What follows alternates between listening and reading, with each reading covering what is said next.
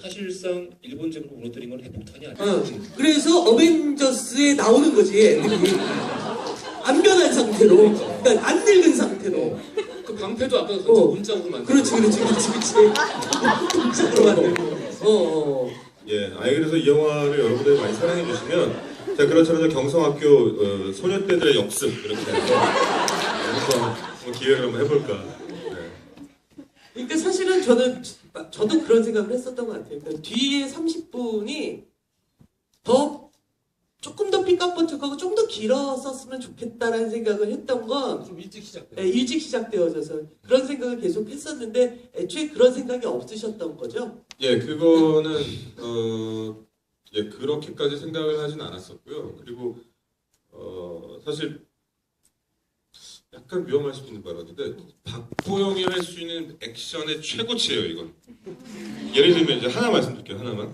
예를 들면요, 그 문짝을 제작을 했어요. 근데 저는 이제 문짝을 던지는 게 유일하게 이 영화에서 이 괴력이나 이런 거를 보일 수 있는, 비주얼할 수 있는 유일한 설정이기 때문에 문짝의 크기나 뭐 이런 거 되게 육중하게 해야 된다 이렇게 주문을 했거든요. 그래서 그게 교장실 문이기 때문에 교장실 세트 문을 정말 말도 안 될 정도의 문을 만든 거예요.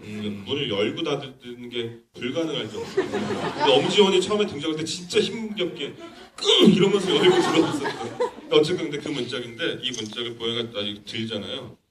이 보영이 손이 너무 작아서 문짝이 이게 손에 안 잡히는 거예요. 예, 그래서 이걸 잡는 클로즈업을 못 찍었어요.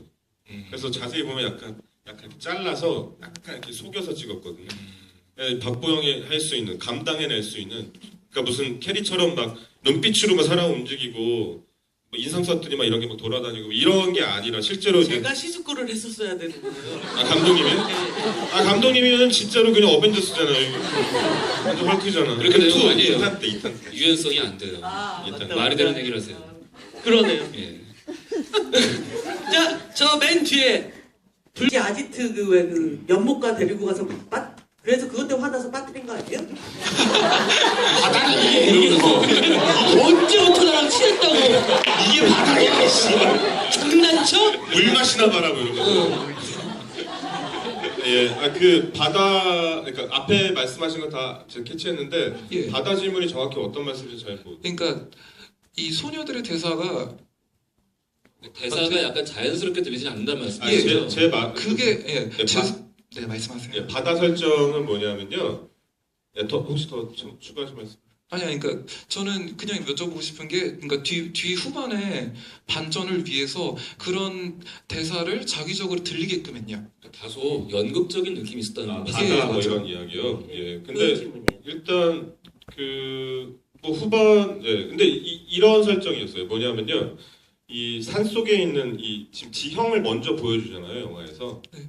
자동차가 얼마나 산에 깊이 들어가는가부터 그 산 속에 정말 똑 섬처럼 학교가 있는 걸 보여주고 그러면 자연스럽게 이 학교 저 숲 너머에 산 너머에 대체 뭐가 있는 건가 이걸 당연히 궁금해할 거라고 생각했어요. 그래서 이 소녀들한테는 그게 약간 이 산을 넘어가면 이 숲이 끝나는 곳까지 가면 무엇이 있을까에 대한 게 여기가 아닌 다른 곳을 동경하면서 자기네들끼리 꿈꾸는 어떤 것이 있을 거라고 생각을 했고 그게 닫혀있는 곳에 있기 때문에 열려져 있는 바다일 것이다 라고 동경을 할 거라고 생각을 했던 거였고요. 근데 마지막에 숲을 달려서 끝까지 가봤더니 기껏 있는 것은 군부대였고 이 학교는 군부대 안에 속해 있는 그냥 어떤 부속물 같은 거였다라는 설정이었던 거죠. 공간을 위한 거였죠.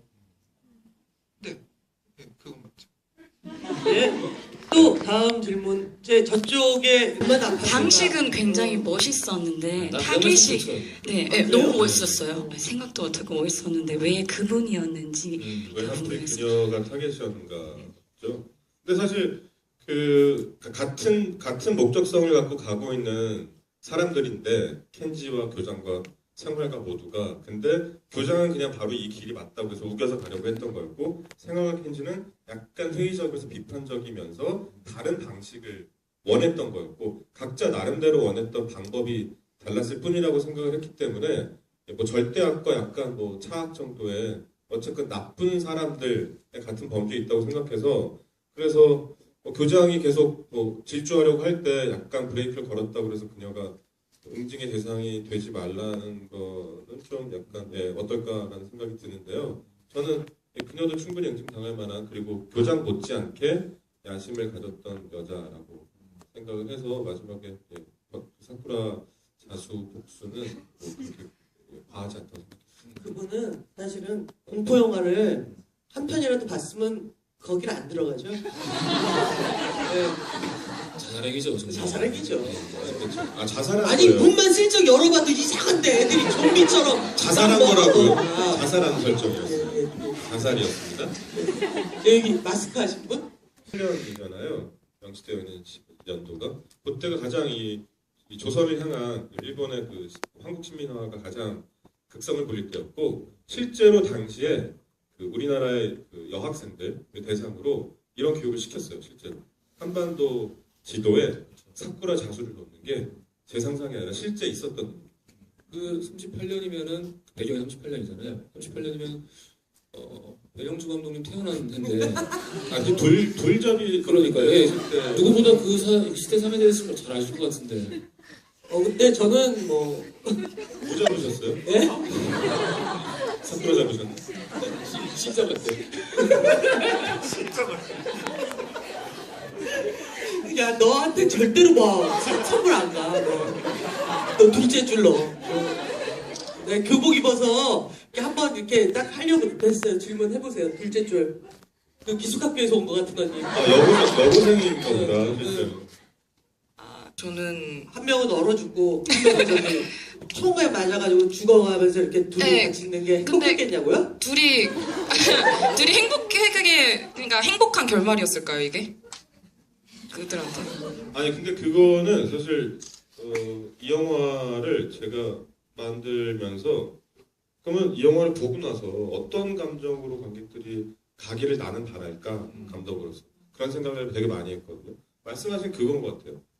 그러니까 이런 느낌을 가졌으면 좋겠다고 생각했어요. 뭐냐면 돌아가시면서 대구로 영화를 보고 나서 저 소녀들은 저 때가 아니라면 행복했을 아이들인데 이런 생각을 했으면 좋겠다. 저 시대가 아니었으면 충분히 행복했을 아이들 이런 생각을 했으면 좋겠다. 17, 18이죠. 30년대가 아니고 아니 그러니까 17, 18살인 거잖아요. 주라기 나이네 나이가. 이 안에 설정이요? 네. 아니요, 박보영을 캐스팅했기 때문에 그 정도까지는 아니고요. 한 네. 20.5살 정도. 그러니까 19살이라고 칩시다. 네.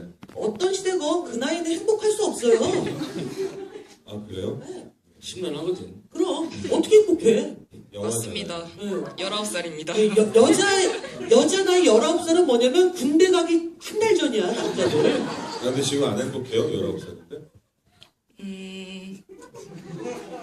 행복할 수는 없는데 그래도 행복을 찾으러 이 됐어요. 영화를 보러 왔어요. 행복을 찾으러 이 영화를 보러 왔어요. 네, 학교를 탈출하고. 알겠습니다. 네. 근데 어쨌건 그 에필로그가 그래서 죽고 나서 사실 약간 뭔가 끝나도 될 것 같은데 뭐가 한 번 더 나오는 느낌이 사실은 있잖아요. 근데 이거를 뭐 약간 뭐 고민하거나 뭐 이런 뭐 그런 회의를 한 적도 있는데 내부적으로. 근데 저는 끝까지 고민 안 했던 게 막 이 얘기를 하고 싶었던 것 같아요. 그러니까 저렇게 좋았던 한때를 끝내 보여주면서 둘이 이렇게 우정을 나누는 되게 좋았던 때를 보여주면서 원래 저렇게 행복해야 정상인 아이들인데 때를 잘못 만났구나 뭐 이런 느낌. 예,